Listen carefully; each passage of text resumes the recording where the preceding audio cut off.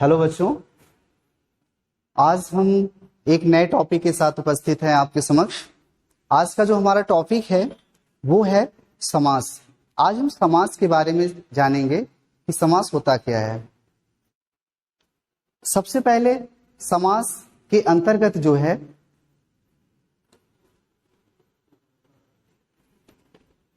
ठीक है, तो समास होता क्या है।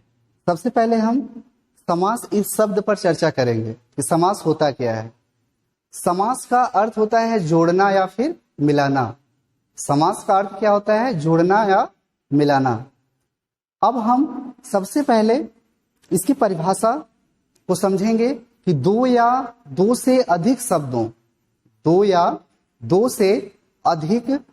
से मिलकर बने सार्थक शब्द को समास कहते हैं। दो या दो से अधिक शब्दों से मिलकर बने सार्थक शब्द को समास कहते हैं। आप ध्यान दीजिएगा, ये बहुत ही इंपॉर्टेंट टॉपिक है हिंदी व्याकरण में कि दो या दो से अधिक शब्दों से मिलकर सार्थक शब्द को समास कहते हैं। तो हमने यहां पर देखा कि दो या दो से अधिक शब्दों से मिलकर बने सार्थक शब्दों को समास कहते हैं।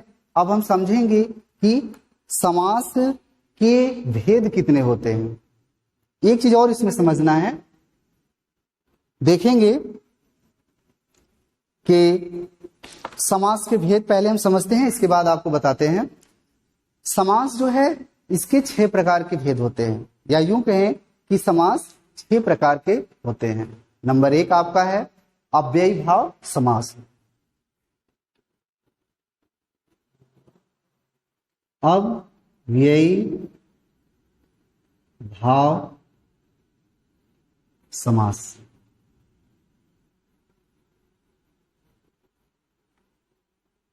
आप अगर इसको एक बार अच्छे से समझ लेंगे तो फिर शायद आपको आगे समझने की आवश्यकता नहीं पड़ेगी, आपके लिए बहुत ही इजी हो जाएगा। नंबर 1 आपका है अव्ययी भाव समास। अव्ययी भाव समास यानी कि जिस समास का पहला पद, देखिए इसमें यही समझना है कि पद कितने प्रकार के होते हैं। ठीक है, कौन सा पद पूर्व होता है, कौन सा पद उत्तर होता है, ठीक है, प्रधान पद कौन सा होता है।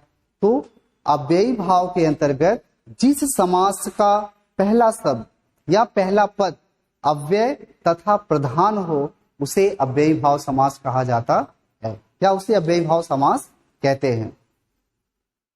जैसे एक शब्द हम इससे लेते हैं रातों रात। ठीक है, हमने एक यहां पर एग्जाम्पल लिया अव्ययी भाव का। अगर हम इसमें ये पूछें कि रातों रात या इस शब्द में कौन सा समास है, इसको हम कैसे समझेंगे? सबसे पहले हम इसके पदों के बारे में समझेंगे। इसमें पहला पद कौन सा है? रातों। दूसरा कौन सा है? रात। ठीक है, तो रातों रात। यहां पर प्रथम पद यानी कि पूर्व पद, जैसे एक चीज और इसको हम समझ सकते हैं कि एक ही तरह के शब्दों का 2 बार प्रयोग होना, जैसे दिनों दिन, रातों रात। ठीक है, तो इस प्रकार से अगर शब्द आते हैं तो इसमें हम कौन सा समास समझ सकते हैं? अव्ययी भाव समझ सकते हैं, या यूं कहें हाथों हाथ। ठीक है, दिनों दिन, इस प्रकार के शब्दों में अव्ययी भाव समास होता है। दूसरे एग्जाम्पल में हम लेते हैं प्रतिदिन। ठीक है, प्रतिदिन। प्रतिदिन, तो इसमें जो पहला पद है या पूर्व पद है वो आपका प्रति है। ठीक है, दूसरा है आपका दिन। ठीक है, प्रतिदिन। तो एक ध्यान और देंगे कि अव्ययी भाव के तहत पहला पद आपका उपसर्ग भी होता है इसमें, जैसे प्रति जो है यह उपसर्ग है। ठीक है, तो इसमें हम उपसर्ग का भी प्रयोग करते हैं और अधिकतम उपसर्ग का ही प्रयोग किया जाता है। जैसे एक शब्द और हम लेकर समझ सकते हैं, जैसे यथासंभव।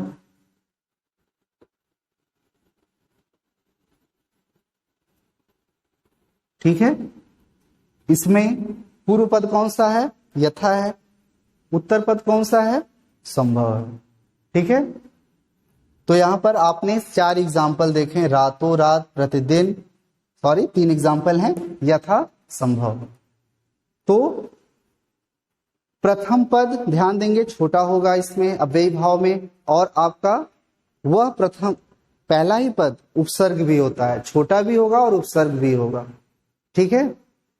तो और एक इसके पहलू बन सकते हैं कि एक ही शब्द कई बार आए तो अव्ययी भाव समास होता है। एक ही शब्द कई बार आए, अगर 2 बार आ जाता है तो वहां पर अव्ययी भाव होता है, जैसे रातों रात, दिनों दिन। ठीक है। शायद आपको ये समझ में आया होगा। इसमें 3 ट्रिक आपको बताए गए। एक ही शब्द का 2 बार आना, 3 बार आना, तो भी अव्ययी भाव समास हो सकता है, और पूर्व पद जो है आपका उपसर्ग हो सकता है। ठीक है। अगला जो हमारा है वह है तत्पुरुष समास। नंबर 2 जो है आपका तत्पुरुष समास। नंबर 2 तत्पुरुष समास। ठीक है। जिस समास में, ध्यान देंगे, जिस समास में दूसरा पद, ठीक है, जिस समास में दूसरा पद प्रधान हो तथा दोनों पदों के बीच कारक चिन्हों का लोप हो जाता हो। ठीक है। दोनों पदों के बीच कारक चिन्हों का लोप हो जाता है, उन्हें अव्ययी भाव समास नहीं बल्कि उन्हें हम तत्पुरुष समास कहते हैं। ठीक है। फिर से इसको समझ लेंगे। तत्पुरुष समास, जिस समास में दूसरा पद प्रधान हो तथा दोनों पदों के बीच कारक चिन्हों का लोप हो जाता है, उन्हें हम तत्पुरुष समास कहते हैं। ठीक है। मुख्य रूप से कह सकते हैं कि तत्पुरुष समास में जो है कारक चिन्ह अगर लोप हो जाता है तो वहां पर हम आसानी से समझ सकते हैं कि उसमें तत्पुरुष समास है। ठीक है। अब यहाँ पे तत्पुरुष समास के 6 भेद हो जाते हैं। ठीक है। कौन कौन से होते हैं वो 6 भेद? नंबर 1 आपका है कर्म तत्पुरुष। ध्यान देंगे, नंबर 1 कर्म तत्पुरुष। नंबर 2 आपका है करण तत्पुरुष। करण तत्पुरुष है तत्पुरुष ही, लेकिन इसके 6 भी भेद हो जाते हैं। नंबर 3 आपका है संप्रदान। ठीक है, संप्रदान तत्पुरुष। नंबर 4 आपका है अपादान तत्पुरुष। नंबर 5 आपका है संबंध तत्पुरुष, और नंबर 6 आपका है अधिकरण तत्पुरुष। तो यहाँ पर हमने देखा कि तत्पुरुष 6 भागों में विभक्त हो जाते हैं, क्योंकि इसमें कारक चिन्हों का प्रयोग किया जाता है, और आवश्यकता के अनुसार ये कारक चिन्ह जो हैं भिन्न भिन्न स्थानों में इनका लोप भी हो जाता है। ठीक है। तो यहाँ पर पूछे भी जाते हैं कि तत्पुरुष समास के कितने भेद होते हैं, तो हम बता सकते हैं कि तत्पुरुष समास के 6 भेद होते हैं।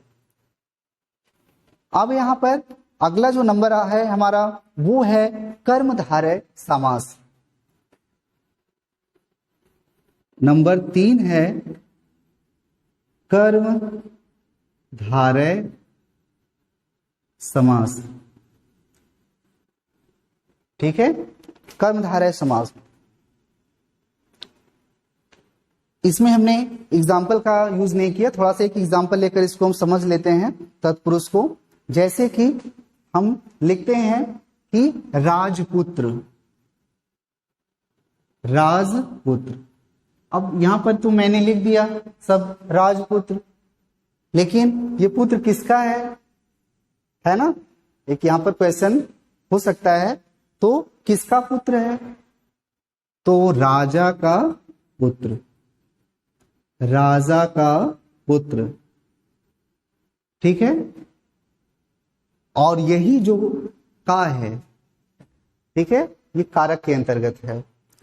और फिर जब इसका हम समास करते हैं, ये तो समास विग्रह हो जाएगा राजा का पुत्र, और जब फिर हम इसको समास करेंगे तो फिर राजपुत्र हो जाएगा। ठीक है। इस प्रकार से हम अन्य शब्दों का प्रयोग करके तत्पुरुष समास को समझ सकते हैं। ठीक है। नंबर 3 में हमारा कर्मधारय समास है। नंबर 3 हमारा कर्मधारय समास है। कर्मधारय समास जिस समास का उत्तर पद प्रधान होता है। ध्यान देंगे, पद 3 होते हैं, ठीक है, पूर्व पद और उत्तर पद, और एक आपका होता है समस्त पद। समास में 3 पद हो गए। अगर पूछा जाएगा कि समास में कितने पद होते हैं, तो हम आसानी से बता सकते हैं कि समास में 3 पद होते हैं, पूर्व पद, उत्तर पद और समस्त पद, ठीक है। कर्मधारय समास में जो है, जिस समास का उत्तर पद प्रधान होता है तथा पूर्व पद व उत्तर पद में उपमेय, उपमान तथा विशेषण विशेष से का जो है क्या होता है, संबंध होता है, उसे हम कर्मधारय समास कहते हैं, ठीक है। जैसे काली मिर्च, एग्जाम्पल लिया जा रहा है, जैसे काली मिर्च, ये हमने समझने के लिए एग्जाम्पल लिया है, ठीक है। दूसरा है महान पुरुष, महान पुरुष। काली मिर्च, मिर्च कैसी है, काली है जो मिर्च, वही काली मिर्च। दूसरा है महान पुरुष, पुरुष कैसा है, पुरुष महान है, ठीक है। तो इन दोनों में जो है, या फिर एक और एग्जांपल लेकर समझ सकते हैं, मृग नयन, नयन कैसा है, ठीक है, तो मृग के समान नयन, ठीक है। तो इन दोनों में जो है पद जो है समान है, उपमेय है, उपमान है, इन दोनों का आपस में बहुत ही घनिष्ठ संबंध है। तो हम कह सकते हैं कि पहला पद विशेषण, ठीक है, यहां पर देखेंगे जैसे मृग नयन, पहला पद क्या है, विशेषण है, और उत्तर पद क्या होता है, उत्तर पद से उसकी तुलना की जाती है, ठीक है। तो वहां पर कौन सा समास आ जाएगा, कर्मधारय। अगर एक शब्द हम और यूज कर के समझ सकते हैं, जैसे चंद्रमुखी, मुख कैसा है, चंद्रमा के समान है ना, मुख कैसा है, चंद्रमा के समान है। तो फिर यहाँ पर पहला पद जो है विशेषण है, जो विशेषता बताता है, और दूसरे पद से तुलना की जाती है। तो ये हमारा नंबर 3 था, कर्मधारय। अगला जो हमारा समास है वो है हमारा द्विगु समास। द्विगु समास नंबर 4 आपका द्विगु समास है, जिसमें पहला पद संख्यावाचक हो। जिसमें पहला पद संख्यावाचक होता है वह क्या होता है, द्विगु समास होता है, या उसे हम द्विगु समास कहते हैं। जैसे इसका हम एक एग्जाम्पल लेकर समझ सकते हैं, नव रत्न